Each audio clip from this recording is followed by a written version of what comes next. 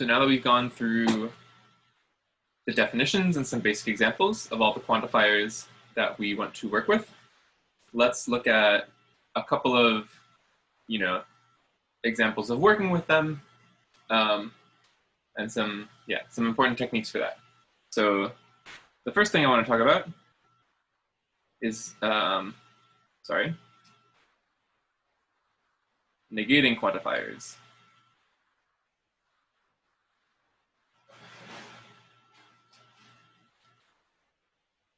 So let's actually start this by just thinking through an example. So we saw for all x, for all real numbers x squared greater than 0. So we wrote down this proposition above, and we said it's false. So that means its negation is true.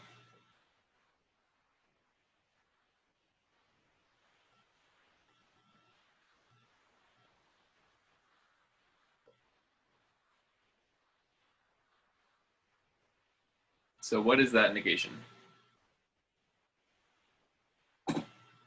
So not that this is necessarily anyone's first guess, but maybe the most naive thing you could do is to negate the propositional function. So you would get for all real x squared. So what is the negation of this? It should just be x squared less than or equal to 0. And this is also pretty clearly false, right? In fact, it's almost never the case that x squared is less than or equal to 0. So that is not the correct negation. And the problem is that you need to handle the quantifier as well as the propositional function. So the domain is going to stay the same, in case you're worried about that. That part you don't have to worry about, but you do need to worry about the quantifier. So what does it mean for this to be false? In order for this to be false, it only has to fail once. This is saying that it never fails. The opposite of that is that if it fails, the opposite is not if it fails all the time, but it fails at least once. So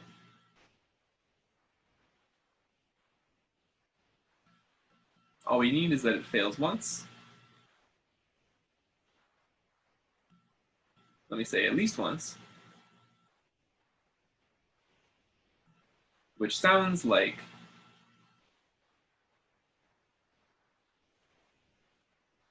an existential quantifier kind of thing.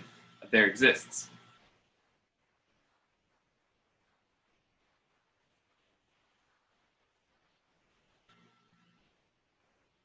So the correct negation is there is a real number x such that x squared is less than or equal to 0. And now this is true. Because, for example, we can take x equals 0.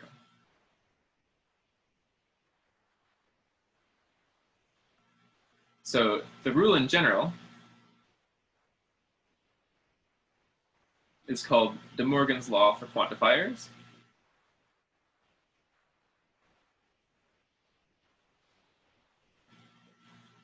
And that should remind you of De Morgan's law for propositions, for negating and or, and it has a very similar flavor. So just like in that case, you negate the proposition, or you negate the individual pieces, but you also swap the operator. And in this case, you swap the quantifier. So just a quick bracket, not P and Q, we saw was equivalent to not P or not Q. And similarly, not P or Q was equivalent to not P and not Q.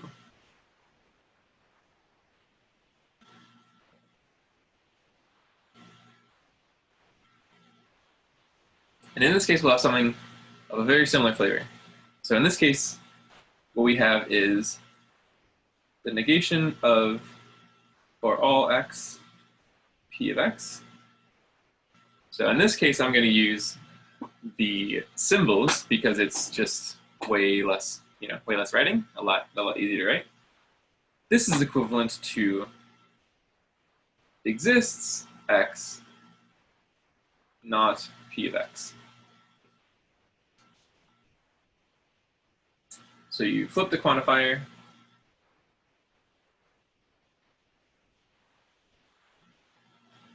and then you negate the inside. And the other one works exactly the same way. So not exists x, P of x is equivalent to for all x, not P of x.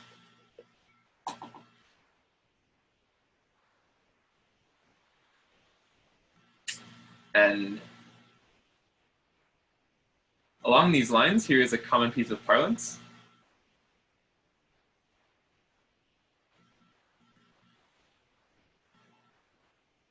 So what we're saying is that, so if we look at this example, what we're saying is to prove for all x, P of x false, all we need is a single x.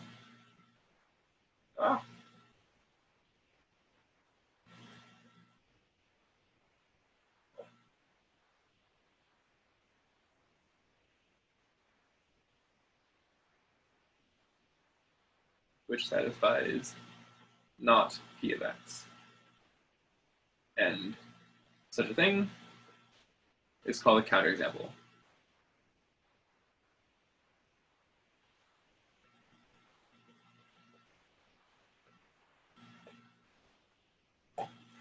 This is a good word to know because it comes up.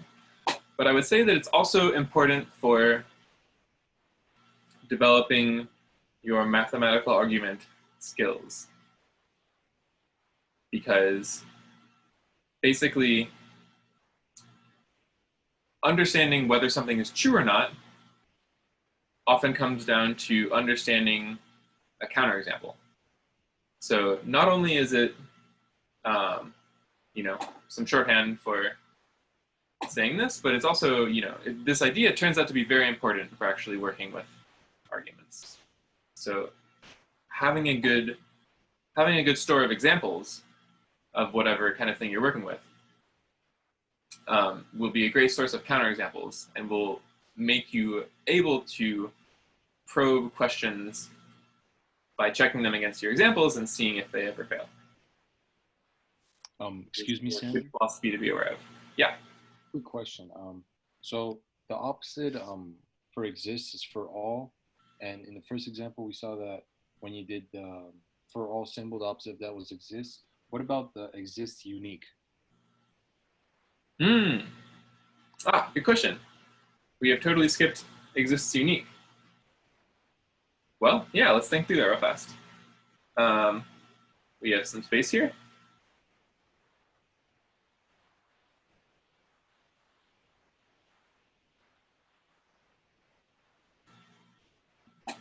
So what does it mean for it to be false that there exists a unique thing? I guess what it means is that there is either more than one or there is less than one. So maybe the reason that we didn't include this is because there's not like a nice, concise way of writing it. But let's write something. So you could say the one case is it's never true. So for all x, not P of x. Or it could be true that it happens more than once. have we got a good way of writing that? I'm not totally sure, so I'm just going to write it. For more than one x, whoopsies. For more than one x, p of x. So here's the negation of exists unique. A little bit sloppier.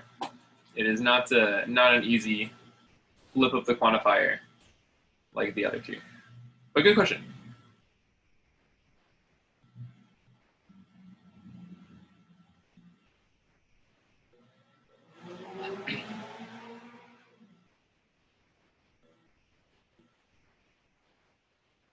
Okay, so just to give a quick example of this before we move on.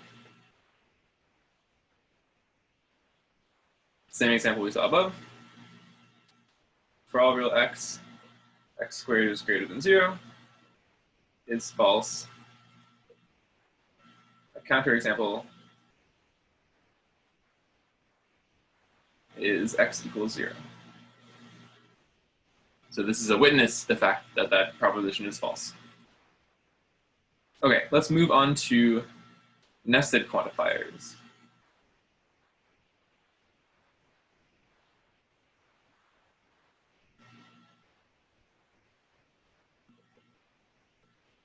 Which is to say more than one at a time.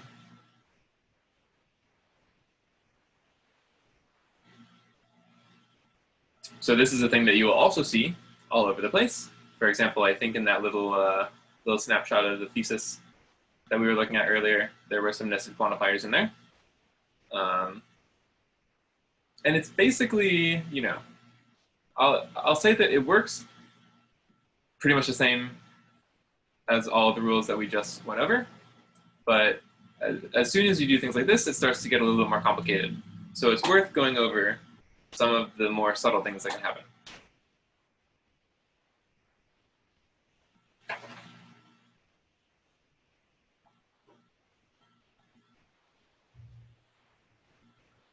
So the first thing that I want to say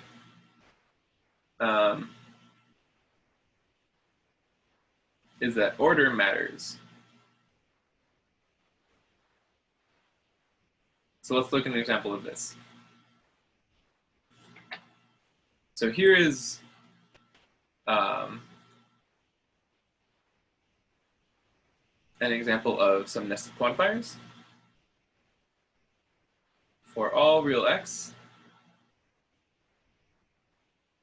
there is a real number y such that x plus y equals 0.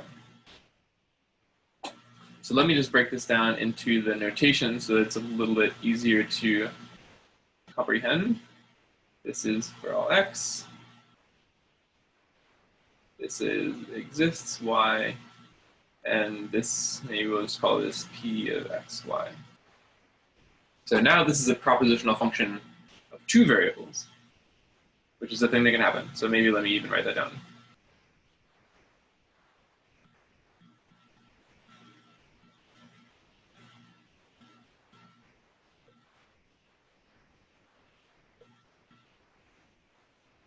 Again, you know, same basic idea, but gets more complicated over time. So what happens if we switch the order of the quantifiers on this?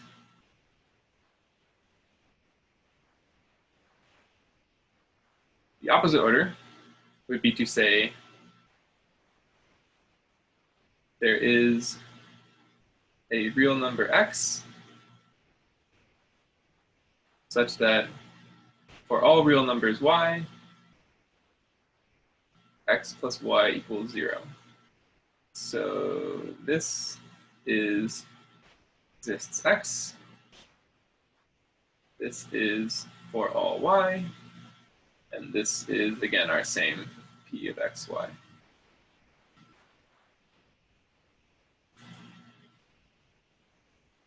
And I actually guess I didn't say, but this thing is true, right? This is saying that every real number has a negative. And this guy down here is false. There is not one real number which is the negative of every other real number.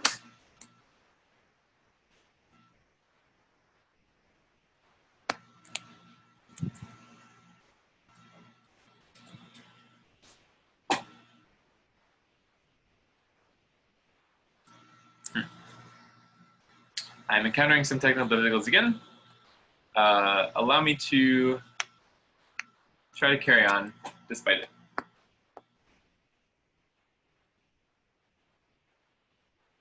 So the order matters, and let me give a couple of heuristics for what the orders mean. But maybe first a question. For the first statement, could we say exists unique y? In this case, we could. So in fact, it is unique. So that's a stronger statement that is also true. But of course, it's still true as stated.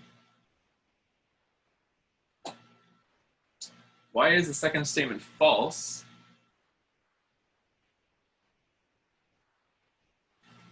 It's false because it's asking us to find a single real number that adds up to 0 with every other real number. Right? I mean, this is a good question because that's exactly the point that we're trying to make, is that these two statements are saying different things.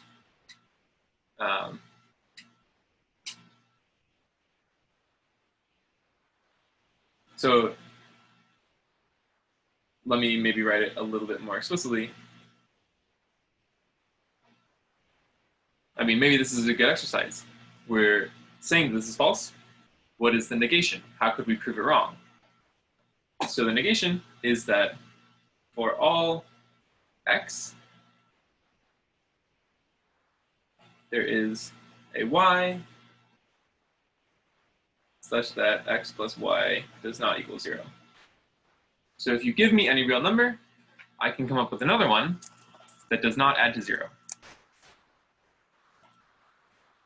And if that's not clear, then maybe thinking about it for a second, hopefully will make it more clear. But yeah, good question.